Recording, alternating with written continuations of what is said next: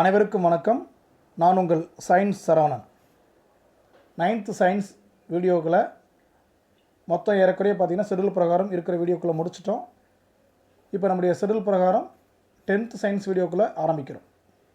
அதில் முதல் பாடமாக இயக்க விதிகள், லாஸ் ஆஃப் மோஷன், இந்த பாடம் பார்க்க போகிறோம். இந்த 10th பொறுத்த மட்டுக்கும் நம்ம 9th பார்த்த மாதிரி ஒரு ஓரலாக லைட்டாக வேலை பார்க்க மாட்டோம், நல்ல டீட்டெயிலாக தான் பார்ப்போம். ஏன்னா போட்டித் தேர்வுகளில் பெரும்பான்மையாக இடம்பெறக்கூடிய வினாக்கள் இந்த 10th இருக்கும். ரொம்ப இம்பார்ட்டன்றது 9th 10th, 8th 9th 10th மூணுமே இம்பார்ட்டன்ட். அதில் 9th 10th ரொம்ப முக்கியத்துவம் கொடுத்தோம். அந்த ரெண்டுன்னு வர்றப்ப, ஏன்னா எப்படி பார்த்தாலும் சாம்பியன் ஒரு ஆள் சொல்லுவோம் பார்த்தீங்களா, 2 பேர் கடைசி ஃபைனலுக்கு வந்துட்டாங்கன்னா அந்த 2 பேர் ஒருத்தர் தான் சாம்பியன் ஆக முடியும். அதில் யாருன்னு பார்த்தீங்கன்னா இவர் தான். யார்? 10th காரர் தான். ஸோ நிறைய விஷயங்கள் இதில் தான் இருக்குது. நிறைய போட்டித் தேர்வுக்கான வினாக்கள் நிறைய அதில் இருக்குது. அதுலேயும் பார்த்திங்கன்னா அதில் ஃபிசிக்ஸ் கெமிஸ்ட்ரி எல்லாம் பார்த்திங்கன்னா டீட்டெயில்டாக பார்க்க வேண்டியது அவசியம். +1 +2 நீங்கள் படிக்கிறீங்களா இல்லையான்றது அது உங்களுடைய தனிப்பட்ட விருப்பம். ஆனால் இது நீங்கள் அவாய்ட் பண்ணிவிட்டு போக முடியாது, அந்தளவுக்கு இதில் இம்பார்ட்டன்ஸ். ஓகே, இப்போ இந்த பாடத்தை பார்க்கலாம் வாங்க. Right, okay. ஃபஸ்ட்டு பாடம் இயக்க விதிகள். இந்த பாடத்தில் பார்த்தீங்கன்னா நியூட்டனுடைய அந்த 3 கொள்கைகளை பற்றி தான் பார்க்க போகிறோம். நியூட்டன் பார்த்திங்கன்னா மொத்தம் 3 இயக்க விதிகளை கொடுத்துருப்பார். எத்தனை இயக்க விதிகள்? 3 இயக்க விதிகளை கொடுத்துருப்பார் நியூட்டன்.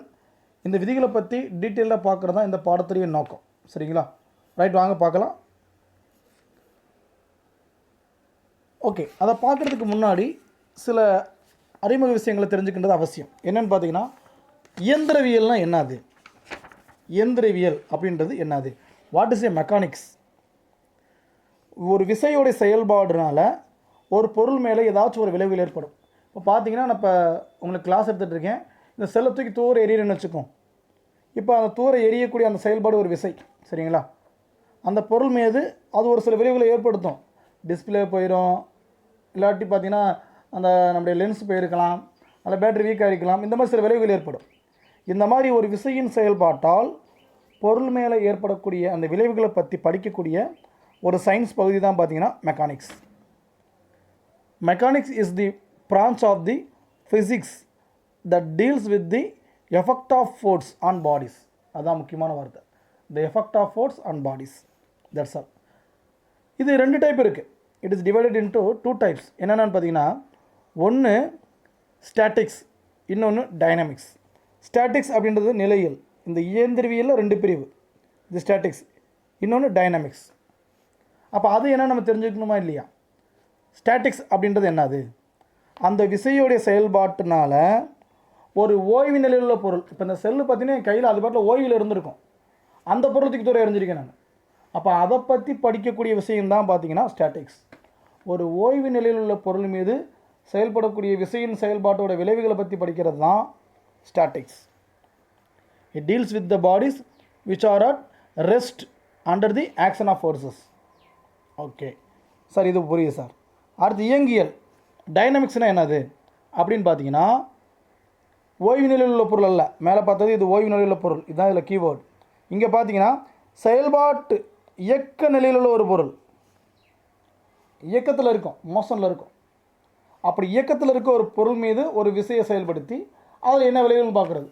ஸோ இதுக்கு ஏதோ ஒரு உதாரணம் சொல்லுங்கள் சார் அப்படின்னா, ஒருத்தர் சைக்கிளில் வேகமாக வந்துட்டுருக்கான், தான் பக்கத்தில் மோதிர மாதிரி நம்ம பிடிச்சி என்ன பண்ணுவோம், ஒருத்தர் தள்ளி விட்டுருன்னு வச்சுக்கோம். சும்மா ஒரு கற்பனைக்கு, தள்ளிவிட மாட்டோம், தள்ளி விட வச்சுக்கோம்.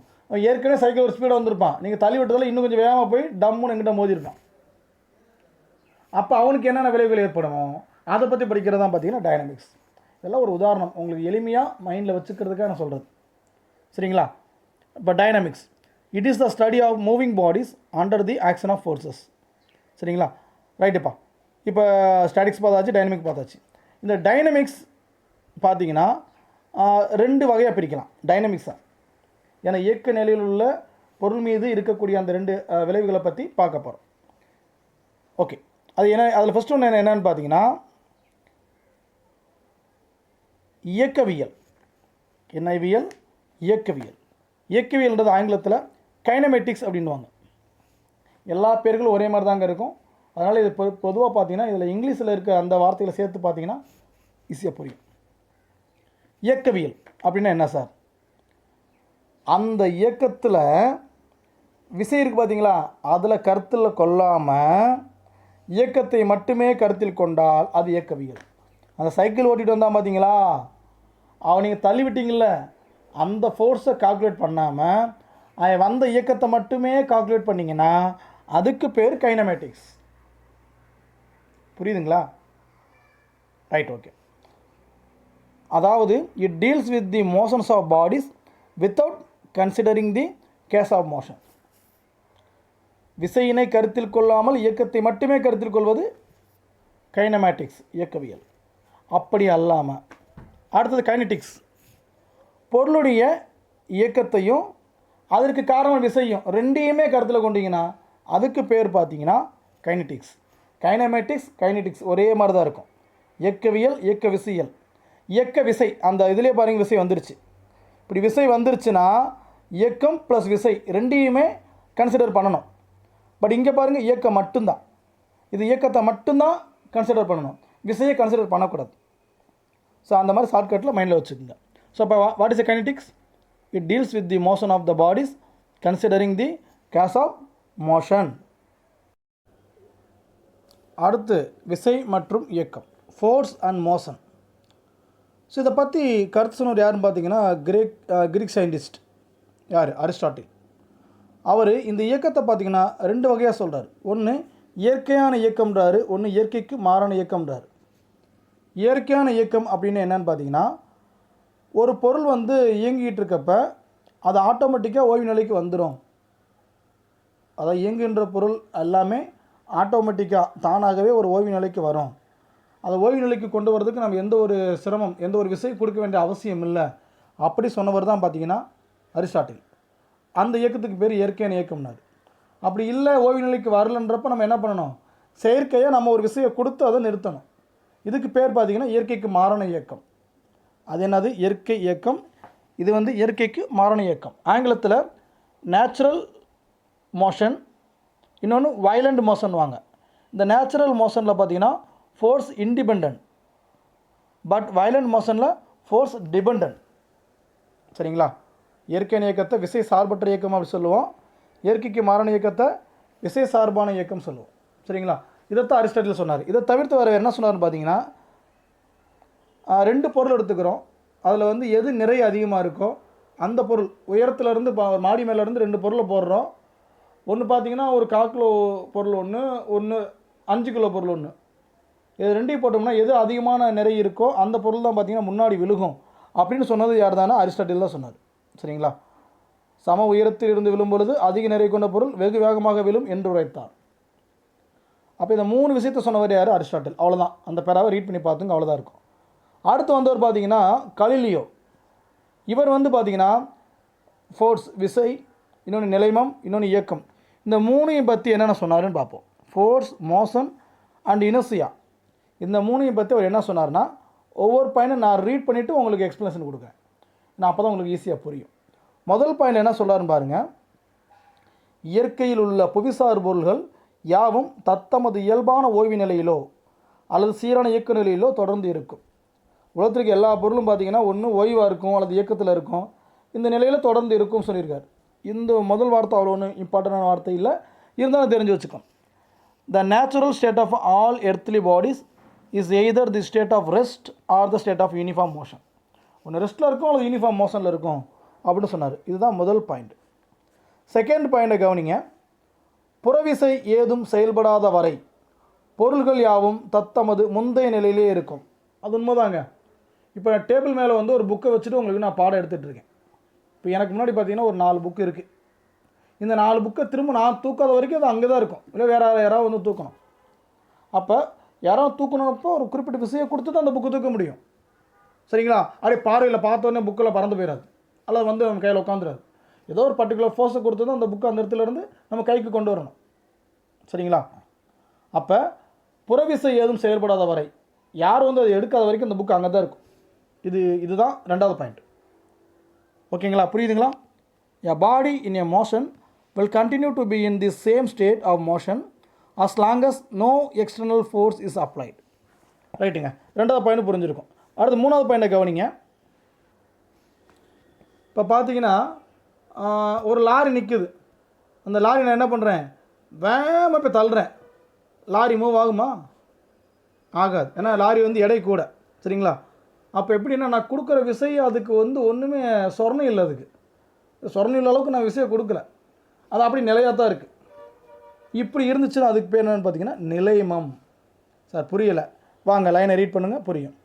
பொருளின் மீது விசையின் தாக்கம் இருக்கும்போது தம் நிலைமாற்றத்தினை தவிர்க்க முயலும் தன்மை. பொதுவாக நான் வந்து ஒரு பொருளை தள்ளனா அந்த பொருள் அந்த இடத்துல மூவ் ஆகி போயிருக்கணும். ஆனால் அப்படி போகலை. நான் கொடுக்குற விசைக்கு எதிராக அது என் மேலே என்ன கொடுத்துருக்கு, ஏதோ ஒரு ஆப்போசிட்டாக கொடுத்துருக்கு. நீ தள்ளி நான் போவேனாடா அப்படின்னு அந்த லாரி அப்படியே கெத்தாக நிற்கிது. ஸோ இப்படி நிற்கிறதுக்கு பேர் தான் நிலைமம். நான் எப்படின்னா ஒரு சாதாரண நம்ம பேச்சு தமிழில் பேசக்கூடிய சாதாரண விஷயத்து மூலமாக அந்த பாடத்தை விளக்குறேன், அவ்வளோதான். சரிங்களா? பட் உங்களுக்கு பாடம் புரிஞ்சிடும். அதுக்கப்புறம் நீங்கள் அந்த சயின்டிஃபிக் டேர்ம்ஸை நீங்கள் ரீட் பண்ணிக்கிங்க. சரிங்களா? ஓகே. அப்போ மூணாவது என்ன சொல்கிறாங்கன்னா, when a force is applied on bodies that resist any change in their state, this property of bodies is called inertia. இப்போ நிலைமம் என்னது? இனர்சியா. ஃபோர்த் பாயிண்ட், வெற்றிடத்தில் வெவ்வேறு நிறை கொண்ட பொருள்கள் யாவும் ஒரே உயரத்திலிருந்து விழும் பொழுது அவை ஒரே நேரத்தில் தரையை வந்தடையும். இது எங்கே பார்த்துருப்பீங்கன்னா டிஸ்கவரி சேனலில் பார்த்துருப்பீங்க. பார்த்துருப்பீங்க. அந்த சேனலில் சில பேர் பார்க்க மாட்டீங்க. சரிங்களா? ஒவ்வொரு நாடகமாக பார்க்குறது, செம்பருத்தி, ரோஜாப்பூ, மல்லிகைப்பூ, இந்த மாதிரி ஒவ்வொரு நாடகமாக பார்க்குறது. இந்த நாடகம்லாம் பார்க்காம இந்த மாதிரி நல்ல விஷயங்களையும் பாருங்கள். சரிங்களா? ஓகே. அதாவது ஒரு பெரிய ஒரு பில்டிங் இருக்கும். அந்த பில்டிங்கில் ஒரு பெரிய ஒரு சேம்பர். அந்த சேம்பரில் இருக்கக்கூடிய எல்லா அந்த விசையை வெளியேற்றிடுவாங்க. காற்று கீட்டெல்லாம் வெளியேற்றிடுவாங்க. வெளியேற்றிட்டு மேலேருந்து பார்த்தீங்கன்னா ரெண்டு வேறு வேறு எடை கொண்ட பொருள், அதாவது ஒரு கோழி ரெக்கையையும் ஒரு 10 கிலோ குண்டையும் மேலேருந்து போடுவாங்க. பட் அந்த இடத்துல என்ன இருக்காது, கம்ப்ளீட்டாக கிராவிட்டி ஃபோர்ஸ் இருக்காது. அந்த சேனலில் காமிச்சாங்க, நான் பார்த்துருக்கேன். அந்த இதை மேலேருந்து போகிறப்ப ரெண்டும் ஒரே டயத்தில் தான் கீழே வந்து விழுந்துச்சு. உள்ள கேமராலாம் செட் பண்ணிடுவாங்க. உள்ளே இருக்கிற எல்லா கிராவிட்டி ஃபோர்ஸும் வெளியேற்றிடுவாங்க. மேலேருந்து அது கீழே விழுகிற மாதிரி பண்ணுவாங்க. ரொம்ப ரொம்ப ஸ்லோவாக வந்து கீழே விழுந்தது. ரெண்டுமே ஒரே இடத்துல கீழே வந்தது. அதுதான் அவங்க வந்து 4வது பாயிண்டில் சொல்லியிருக்காங்க. சரிங்களா?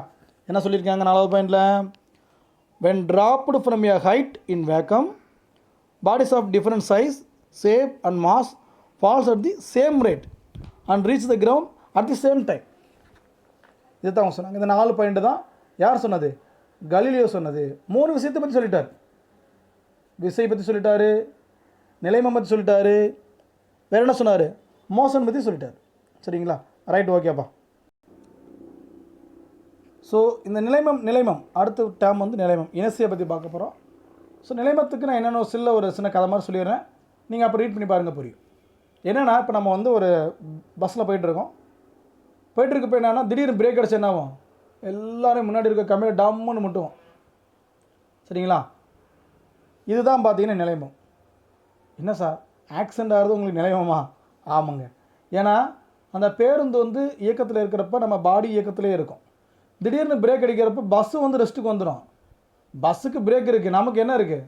ஒன்றும் இல்லை. அதனால தான் முன்னாடி சீட்டில் முட்டி தான் பிரேக் போடுவோம். சரிங்களா?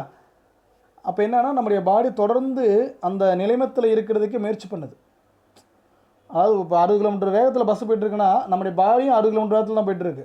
சடனாக பிரேக் அடிக்கிறப்ப அந்த பேருந்து 60 கிலோமீட்டர் 0 கிலோமீட்டர் வேகத்துக்கு வந்துடுது. நம்ம பாடி தொடர்ந்து 60 கிலோமீட்டர் வேகத்தில் இருக்குது. அதனால தான் நம்ம என்ன ஆகிரும், முன்னாடி மோதிடும். ஒரு படத்தில் வடிவேல் கத்தி வச்சு நிற்பானே அந்த பஸ்ஸுக்குள்ளே, எவ்வளோ வேகமாக போனாலும் நட்டமாக நிற்போம்டா அப்படின்வான். பிரேக் அடிச்சுன்னா கண்ணாடி பிச்சுட்டு முன்னாடி விழுவான். ஸோ அதுதான் நிலைமத்துக்கான உதாரணம். சரிங்களாப்பா? ஏன்னா அவர் தொடர்ந்து இயக்கத்தில் இருக்கார் வடிவேல். பட் பஸ்ஸு வந்து ரெஸ்ட்டுக்கு வந்துருச்சு. ஓகேவா? இந்த மைண்டில் வச்சுட்டு பாருங்கள், உங்களுக்கு புரியும். இதை வச்சு உள்ளே அப்படி ரீட் பண்ணி பாருங்கள், புரியும். இப்போ நிலைமம்னு என்னன்னு ஒரு ஓரலாக சொல்லிட்டேன். உள்ள இம்பார்ட்டன்ட் கொஸ்டின் கிடையாது, ரீட் பண்ணி பாருங்கள். பட் டைப்ஸ் ஆஃப் இனர்சியா பார்க்கணும். டைப்ஸ் ஆஃப் இனர்சியா எங்கே இருக்குன்னு பார்த்தீங்கன்னா இங்கே இருக்குது பாருங்கள். அதில் ஃபஸ்ட்டு பாயிண்ட் ஓய்வில் நிலைமம். அதில் இன்னொரு வகை இனர்சியா ஆஃப் ரெஸ்ட் அப்படின்வாங்க. சார் ஓய்வில் நிலைமம்னா என்ன? அது நான் முதல் வாசிக்கிறேன். நிலையாக உள்ள ஒவ்வொரு பொருளும் தமது ஓய்வு நிலை மாற்றத்தை எதிர்க்கும் பண்பு. அது என்ன ஓய்வு நிலைமம்? இப்போ பார்த்தீங்கன்னா இப்போ சொன்ன மாதிரி லாரி நல்ல வெயிட்டான லாரி நான் பிடிச்சி தள்ளுறேன். அது அவ்வளோ சீக்கிரம் அது ஓய்வில் இருக்குது. அது ஓய்வுலேருந்து தன்னை மாற்றிக்க மாட்டேன்டுது. நான் இவ்வளவோ தள்ளி தள்ளி பார்க்குறேன், தள்ள முடியல. தன்னோட ஓய்வு நிலையிலேருந்து தன்னை மாற்றிக்கவே இல்லை. அது என் மேலே ஏதோ ஒரு பண்பு எதிர்த்து கொடுக்குது. நீ தள்ளுறதுனால நான் வந்து நகருவேனா அப்படின்னு சொல்லுது, சொல்லாமல் சொல்லுது. வேறு குட்டியும் சைக்கிள் கீழே இருந்தால் தள்ளுன்னு கீழே வந்துருக்கும். அது எனக்கு ஒரு எதிர்ப்பாக செயல்பட்டு இருக்காது. பட் லாரின்றப்ப எடை கூட அது எனக்கு எதிராக செயல்படுது. நான் என்ன தான் ஒரு ஃபோர்ஸ் கொடுத்தாலும் அது ஓய்வில் இருக்கிறதா முயற்சி பண்ணுது. இதுக்கு பேர் ஓய்வில் நிலைமம். அவ்வளோதாங்க. ரீட் பண்ணி பாருங்கள், புரியும்.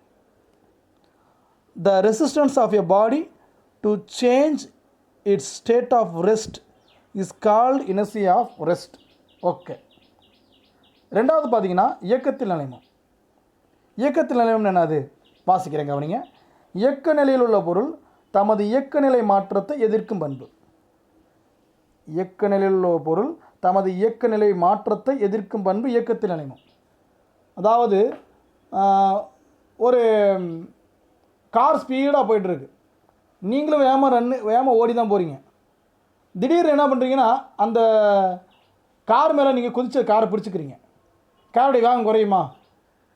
குறையாது. நம்ம நீங்கள் ஓடி வந்த வேகத்தையெல்லாம் அது வந்து ஒரு கால்குலேட்டில் பண்ணிக்காது. ஒன்று நம்ம கீழே விழுந்துருவோம், இல்லாட்டி தொத்திக்குவோம், அவ்வளோதான். பட் கார் பழைய ஸ்பீடு போய்ட்டு தான் இருக்கும். சரிங்களா? ஆனால் கார் கீழே விழுந்துமானா விழுந்துடாது. இன்னொரு எக்ஸாம்பிளோட சொல்கிறேன்.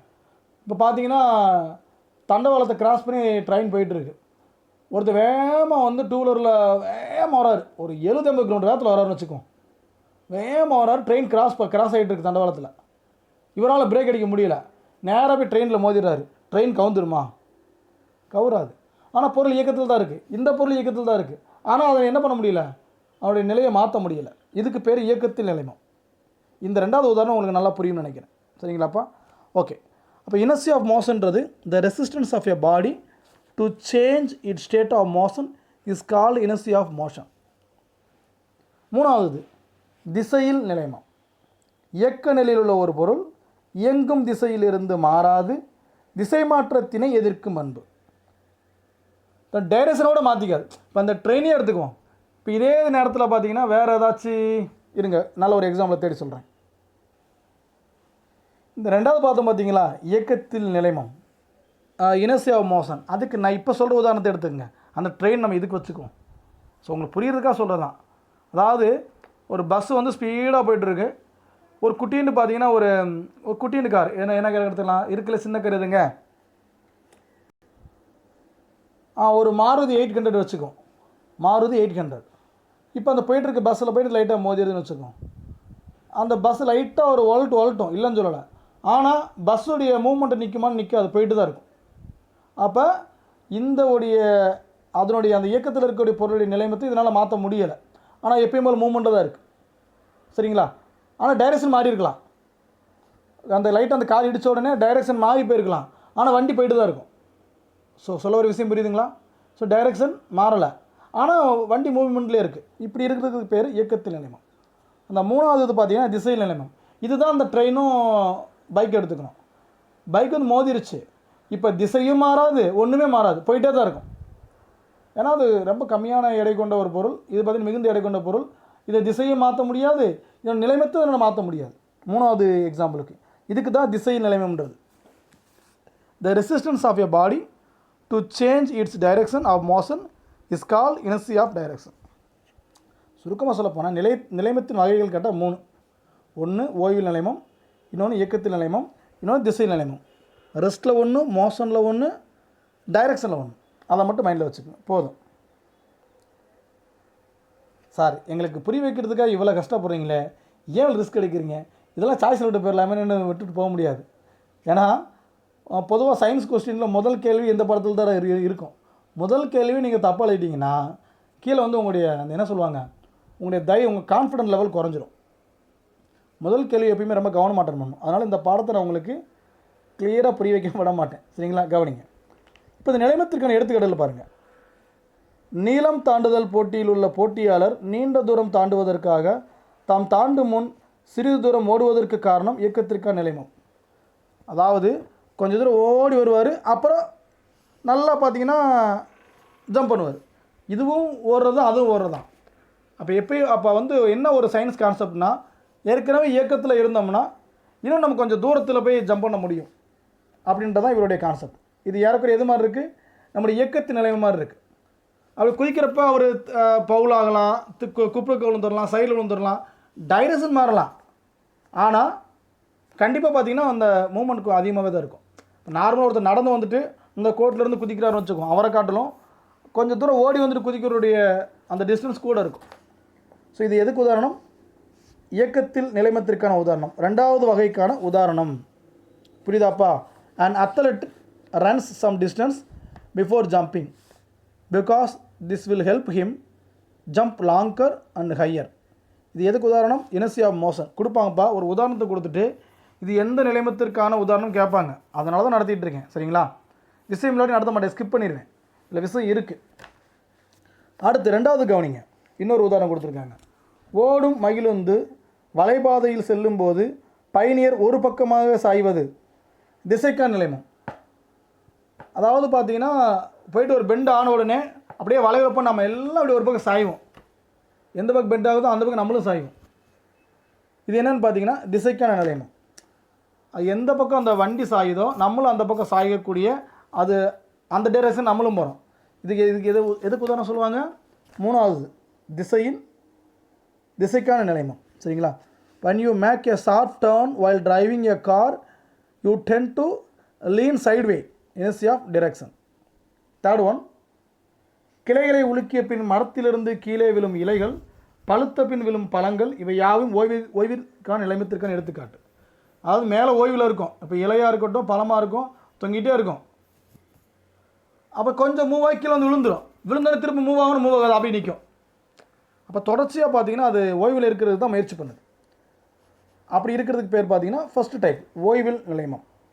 சரிங்களாப்பா, when you vigorously shake the branches of tree, some of the leaves and fruits are detached and they fall down. இது எதுக்கு உதாரணம், இனர்ஷியா ஆஃப் ரெஸ்ட். இந்த ஏதாவது ஒரு நிகழ்வு கொடுத்துட்டு இந்த மாதிரி கேட்பாங்கப்பா, ஏதாவது ஒரு நிகழ்வு கொடுத்துட்டு இது வந்து எந்த இனர்ஷியா வகையில் வருது அப்படின்னு கேட்டாங்கன்னா உங்களுக்கு எழுத தெரியணும். சரிங்களாப்பா, ஸோ நல்லாவே பார்த்துங்க, எனக்கு கேட்க வாய்ப்புகள் இருக்குது. Okay, important. அடுத்து பார்த்தீங்கன்னா நேர்கோட்டு உந்தம், லீனியர் மொமெண்டம்டுவாங்க. ஸோ இதை டேரெக்டாக ஃபார்முலாவுக்கு போயிருங்க, ஏன்னா அது மட்டுமே போதுமானதான். ஸோ உந்தம்ன்றது பார்த்தீங்கன்னா நிறையையும் திசை வேகத்தையும் பெருக்கி வர பெருக்கல் பலனுக்கு சமம். நிறைன்றது மாஸ், இது வெலாசிட்டி. அப்போ momentum P equal to M into V. Momentum P equal to M into V. இப்போ எம்ன்றதுக்கு M மாஸ்க்கு என்னங்க எஸ் யூனிட், கிலோகிராம். விக்கு வெலாசிட்டிக்கு M/S அல்லது MS⁻⁻1. ஸோ இதுதான் பார்த்தீங்கன்னா உந்தத்திற்கான எஸ்ஐ அலகு. நம்மளே கண்டுபிடிச்சிட்டோமா, திரும்ப சொல்கிறேன் கவனிங்க. உந்தம்ன்றது நிறையின்றி திசை வேகம்ப்பா.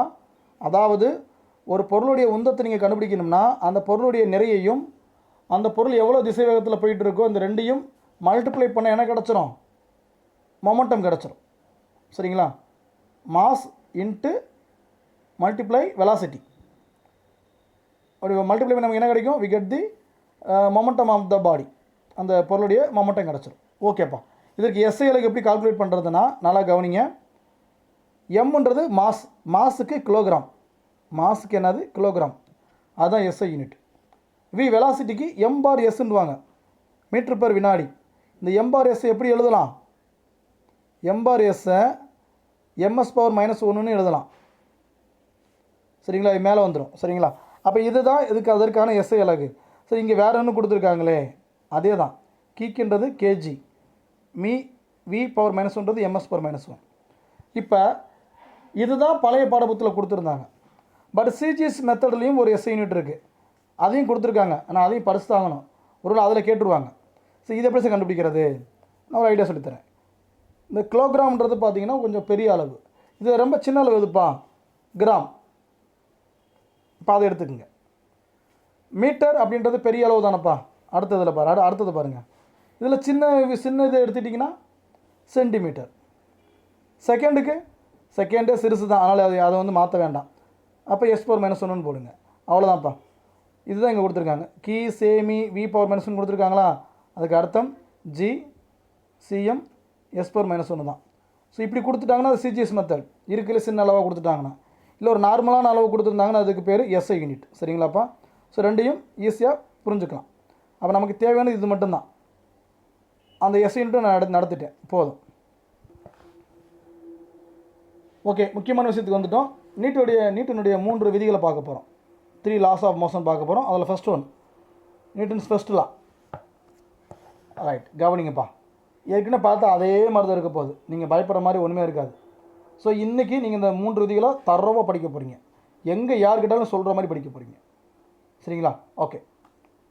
ஒவ்வொரு பொருளும் புறவிசை ஏதும் செயல்படாத வரையில் தமது ஓய்வு நிலையிலோ அல்லது சீராக இயங்கிக் கொண்டிருக்கும் நேர்கோட்டு நிலையிலோ தொடர்ந்து இருக்கும். ஸோ இது எங்கேயும் நீங்கள் சொன்ன மாதிரி இருக்கே. இந்த நிலைமம் சொன்ன பார்த்தீங்கன்னா, நிலைமத்துக்கான definition of the inertia the same to the Newton's first law. அந்த நிலைமத்துக்கு என்ன டெஃபினிஷன் சொன்னீங்களோ அதே தான் இருக்குது. அதனால தான் இந்த நியூட்டனுடைய முதல் விதிக்கு இன்னொரு பேர் இருக்குது. என்ன தெரியுங்களா? நிலைமை விதின்னு பேர் இருக்குது. இங்கே கொடுக்கல, பட் நீங்கள் நோட் பண்ணிக்கிங்க. இந்த விதிக்கு இன்னொரு பேர் இருக்குது, நிலைமை விதி. கேட்பாங்க, நிலைமை விதி என அழைக்கப்படும் நியூட்டனின் விதி எது? முதல், 2, 3, 4. 4லாம் இல்லை, முதல் தான். ஏன்னா அந்த மொமெண்டத்துக்கு வர அதே டெஃபினேஷன் தான். சுருக்கமாக என்ன சொல்ல தெரியுங்களா? நான் என்னுடைய பாஷையில் சொல்கிறேன். சரி, நீங்கள் நான் வேறு பாஷையை நினச்சிடுறீங்க. அதாவது நம்ம புரிகிற மாதிரி. அதாவது ஒரு பொருளை நம்ம எந்த ஒரு தொந்தரவு பண்ணாத வரைக்கும் அது அப்படியே தான் இருக்கும். அது அந்த பொருள் வந்து பார்த்தீங்கன்னா, நீங்கள் டேபிள் மேலே வச்ச புக்காக இருக்கலாம், அல்லது சைக்கிளில் பக்கத்தில் இடிக்க போகிற மாதிரி இருக்கலாம். அவங்க வந்து ஒன்றை வந்து நீங்கள் வந்து அவங்க மேலே வந்து கை வச்சு தள்ளி விடாத வரைக்கும் அவங்க தொடர்ச்சி அந்த நிலையில் போயிட்டு தான் இருப்பாங்க. உனக்கே திடீர்னு கிறுக்கு பிடிச்சி அந்த புக்கு தூக்கி எரிஞ்சேன்னா புரியாமல், அப்போ அந்த இடத்துல வேறு மாதிரி ஆயிரும். அந்த முதல் விதி கிடையாது. அது வரைக்கும் முதல் விதி தான். சைக்கிளில் போகிற அப்படி தள்ளி விட்டுட்டிங்கன்னா அவ்வளோதான், ஜெயிலுக்கு தான் போகணும். அப்போ அது பாட்டு இயங்கிக்கிட்டு இருக்கு, நம்ம தொந்தரவு பண்ணாத வரைக்கும். அப்படின்றது தான் நியூட்டன் முதல் விதி. இதுக்கு இன்னொரு பேர் லா ஆஃப் இனர்சியாண்டுவாங்க, நிலைமை விதின்னு சொல்லுவாங்க. ஸோ ரொம்ப முக்கியமான வாரிப்பாக நோட் பண்ணிக்கோங்க. அதோடு பார்த்தீங்கன்னா இந்த விதி விசைக்கான டெஃபினிஷனையும் கொடுக்குது. விசைன்னா என்னப்பா? நம்ம கொடுக்கக்கூடிய ஒரு வேலையை தான் விசை, அவ்வளோதான். ஸோ அந்த விசையை பற்றி இப்போ பார்க்க போகிறோம். விசை என்னது? ஒன்று அந்த ஒரு பொருளை இழுக்கணும் அல்லது தள்ளணும். ஏதாவது ஒரு பொருளைப்பா வேறு எதுவும் பண்ணிடாதீங்க. இழுத்தல் அல்லது தள்ளுதல், இந்த 2 செயல் மூலமாக தான் விசையை கொடுக்க முடியும். புஷ் ஆர் புல். ஓகேப்பா.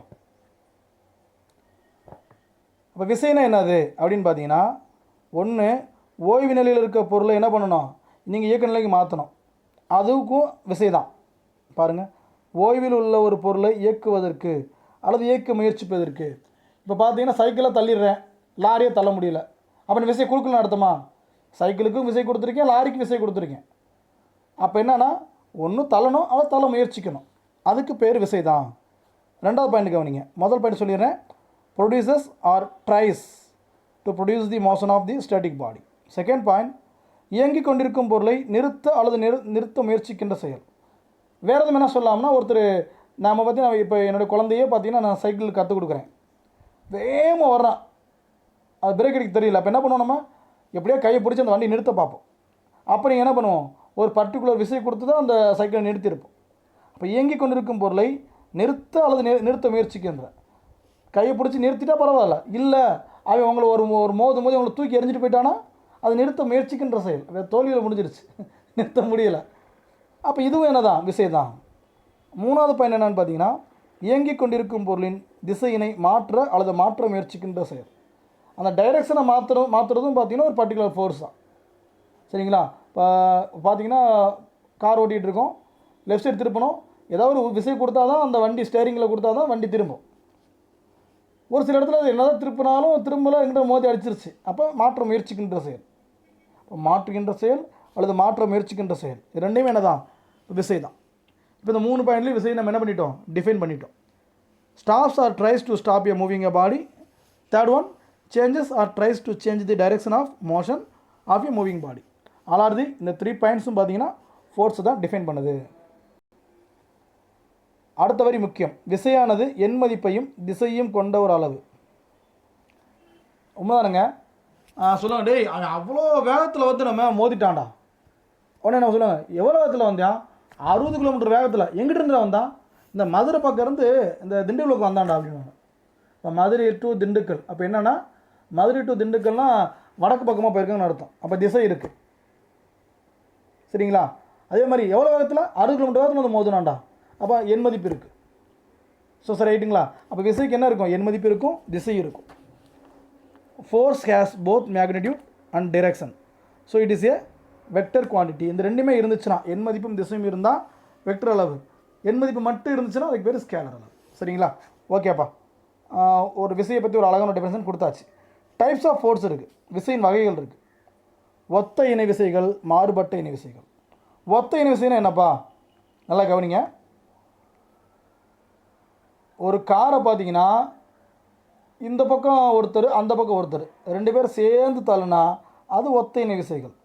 ஒரே திசையில் ஒரே பொருள் மேலே ஒரே அளவில் ஃபோர்ஸை கொடுக்குறதுனால அது ஒத்த இணை விசைகள். அவ்வளோதான். அவங்களுக்கு தெரியறதுக்காக ரொம்ப ரொம்ப சிம்பிளான ஒரு உதாரணங்கள் சொல்கிறேன். சரிங்களா? அப்போ தான் புரியும். அதாவது லைக் பேரலல் ஃபோர்ஸ் அப்படின்வாங்க. இது முதது. ரெண்டாவது பார்த்திங்கன்னா மாறுபட்ட இணை விசைகள்.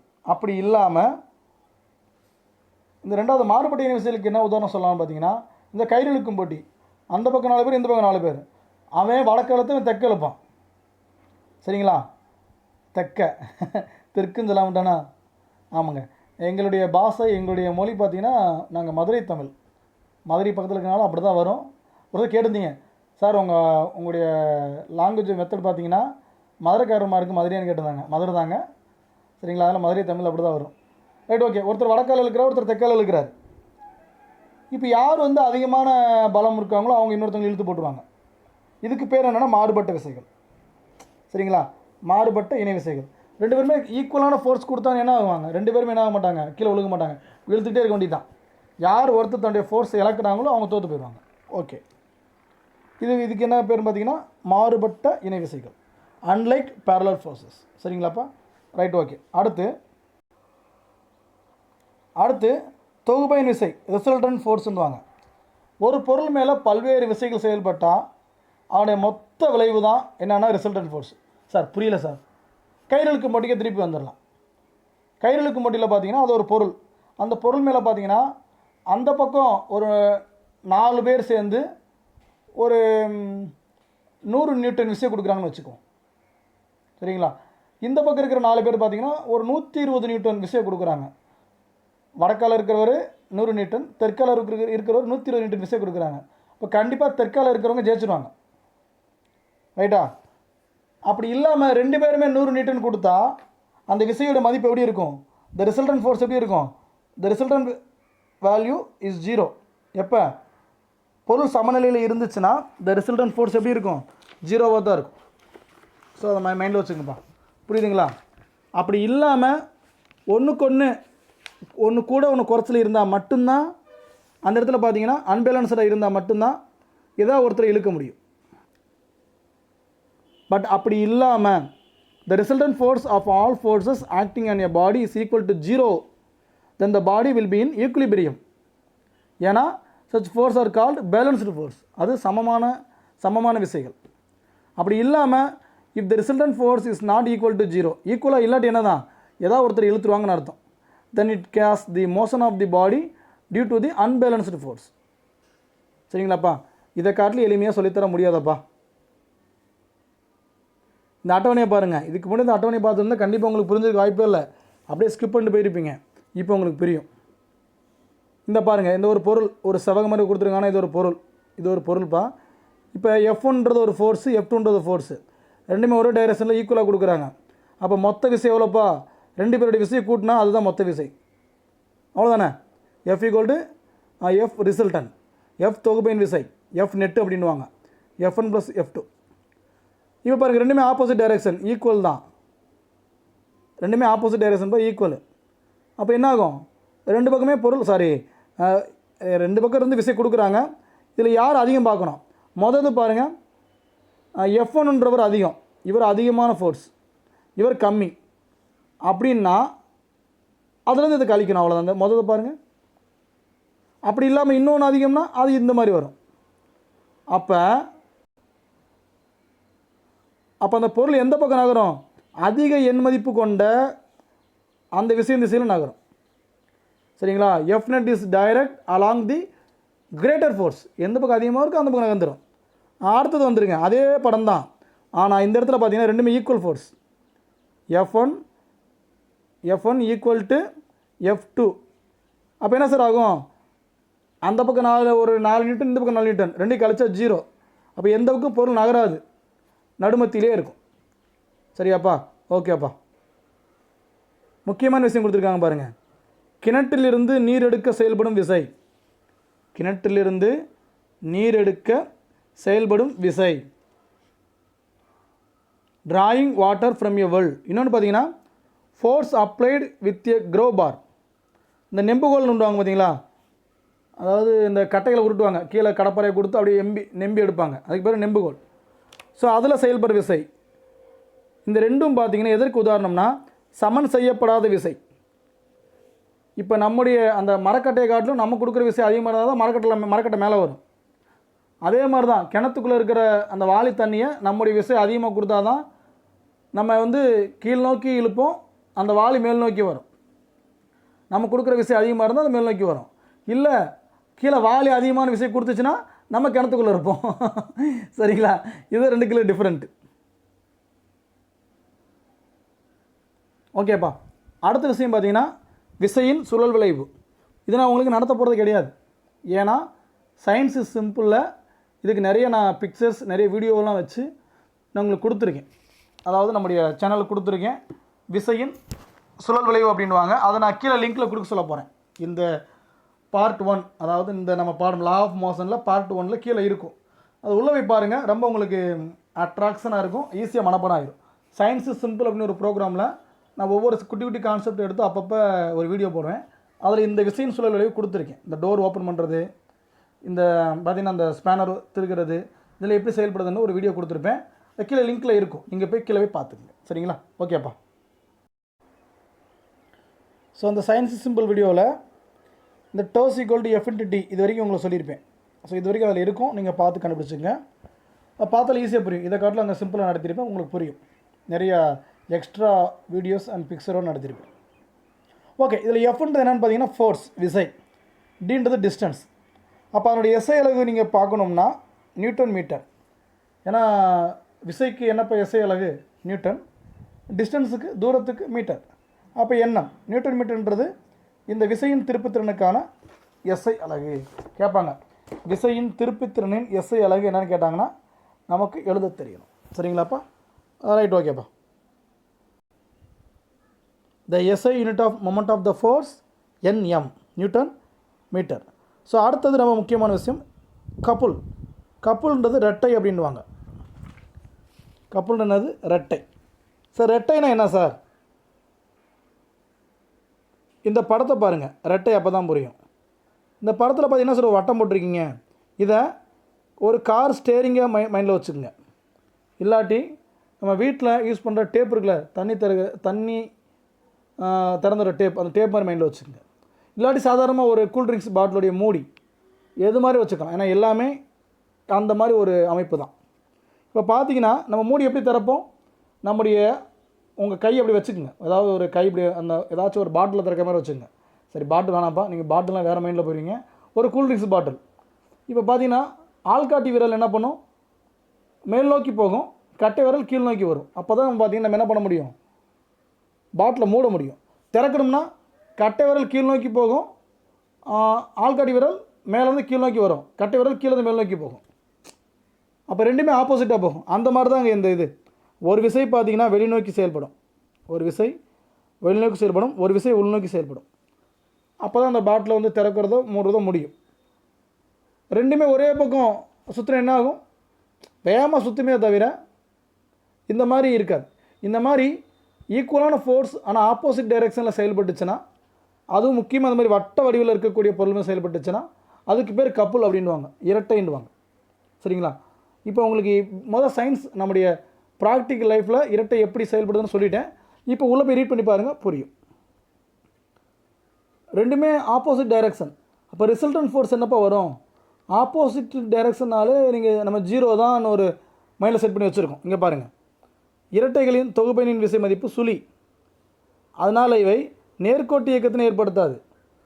சுழினா நேர்கோட்டு இயக்கத்தை ஏற்படுத்தாது. ஆனால் என்ன உண்டாக்கிறோம்? சுழல் விளைவினை ஏற்படுத்தும், ரொட்டேஷன் ஆக்கி விட்டுரும். நேர்கோட்டு இயக்கத்தை தான் ஏற்படுத்தாதே தவிர ரொட்டேஷன் பண்ணி விட்டுரும். சரிங்களாப்பா? But the couple results is in causes the rotation of the body. அந்த பாடி என்ன பண்ணும்? ரொட்டேட் பண்ணி விடும். மூடிக்கோங்க, அழித்து திறந்து விட்டால் அப்படியே திறந்து அழகாக மேலே ரிங்கு மாதிரி வந்துடும். இப்போ ரீசெண்டாக கூட சேலஞ்சுன்னு போட்டு கூட நிறைய அந்த ஹிந்தி ஹீரோஸ், நம்மதில் அந்த ஆக்ஷன் கிங் அர்ஜுன் இவரெலாம் என்ன பண்ணாங்கன்னா, அந்த கூல்ட்ரிங்க்ஸ் பாட்டிலுடைய மூடியை கால்லேயே அப்படி ஓப்பன் பண்ணி விடுவாங்க. இப்போ கால் பார்த்தீங்கன்னா காலை நல்லா தூக்கி அவர் எத்து விடுவாங்க. அப்படியே அந்த மூடி ஓப்பன் ஆகி மேலே பறந்து வரும். அப்படின்னா ஒரு சுழற்சி விளைவை தான் உண்டாக்குது. சரிங்களா? இதுக்கு பேர் தான் கப்புள்ஸ். சரிங்களாப்பா? எல்லாமே சயின்ஸ் தான்ப்பா. இந்த அவங்களே கொடுத்துருக்காங்க பாருங்கள்.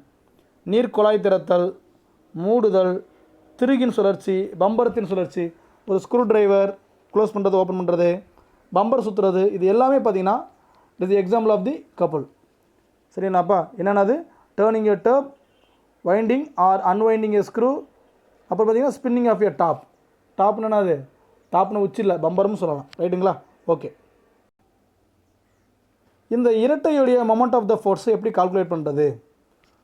அதுவும் ஏறக்குறைய அதே மாதிரி தான். பட் என்னென்னா அங்கே எஃப் இன்ட்டு டின்னு போட்டோமா, ரிசல்டன்ட் ஃபோர்ஸ்னால் does equal to F into T. But இங்கே பார்த்தீங்கன்னா M equal to F into S. M equal to F into S. எஃப்னு என்னப்பா? எஃப்னா ஓகே ஃபோர்ஸ், எஸ்ன்றது அதுவும் டிஸ்டன்ஸ் தான். ஆனால் அந்த இணை விசைகளுக்கு இடையே உள்ள செங்குத்து தொலைவு. செங்குத்து தொலைவு சார் இந்த படத்தை காட்டுங்களேன், அப்போ தான் எங்களுக்கு புரியும். இந்த மேலே இந்த படம் இங்கே கொடுத்துருங்க பாருங்கள். இதுதான் இந்த ரெண்டு விசைகளுக்கு இடைப்பட்ட செங்குத்து தொலைவு இதுதான். அப்போ அந்த ஸ்டேரிங்குடைய டயமீட்டர், ஏறக்குறைய அந்த ஸ்டேரிங்குடைய டயமீட்டரை பார்த்துட்டிங்கன்னா அதுதான் எஸ். இந்த ரெண்டையும் பெருக்குன்னு என்ன கிடச்சிரும்? உங்களுக்கு கப்பலுடைய ரிசல்டன்ட் ஃபோர்ஸ் கிடச்சிரும். சரிங்களாப்பா? ரைட்டுப்பா. இதனுடைய எஸ்ஐ இலகு என்னன்னு பாருங்கள். இதனுடைய எஸ்ஐ இலகு என்ன வரும் அப்படின்னு பார்க்குறதுக்கு முன்னாடி நம்முடைய மொமெண்ட் ஆஃப் த ஃபோர்ஸ்க்கு என்ன வந்துச்சு? விசைக்கு என்ன? எஃப்க்கு என்ன போட்டோம்? என்னன்னு போட்டோம். டிஸ்டன்ஸுக்கு எம்னு போட்டோம். இங்கே எஸ்ன்றது டிஸ்டன்ஸ் தானே, அப்போ அதுக்கு எம் தான் வரும். அப்போ நியூட்டன் மீட்டர்ன்றது கரெக்ட். சிஜிஎஸ் மெத்தடில் நியூட்டனுடைய சின்ன அலகு என்னென்னா டைனு, மீட்டருடைய சின்ன அலகு என்னென்னு பார்த்தீங்கன்னா சென்டிமீட்டர். அப்போ டைன் சென்டிமீட்டர்ன்றது என்னது? சிஜிஎஸ் மெத்தடில் இரட்டைக்கான எஸ்ஐ அலகு. சரிங்களா? இரட்டையின் திருப்பத்தினுக்கான எஸ்ஐ அலகு என்னது? என்எம். சிஜிஎஸ் மெத்தடில் டைன் சென்டிமீட்டர். ஓகேவாப்பா? ஓகே. இந்த திருப்பத்தினுடைய திசை வலஞ்சுழியாக இருந்துச்சுன்னா, அதாவது கிளாக் வைஸ் அப்படின்ட்டு வைங்க. கிளாக் வைஸா ஆன்டி கிளாக் வைஸா? ஸோ வலஞ்சுழின்றது ஆன்டி கிளாக் வைஸ். சரிங்களா? அப்போ ஆன்டி கிளாக் வைஸாக இருந்தால் அது நெகட்டிவ் சிம்பிள் போடணும். இதே இது கிளாக் வைஸ் இடஞ்சுழியாக இருந்துச்சுன்னா பாசிட்டிவ் சிம்பிள் போடணும். இதுதான் அந்த மரபு, மறந்துடாதீங்க. ஸோ ஸ்டேட்மெண்ட் கொஸ்டினில் கேட்க வாய்ப்பு இருக்குது. இந்த மெத்தட் எங்கே பயன்படுத்துகிறீங்களா?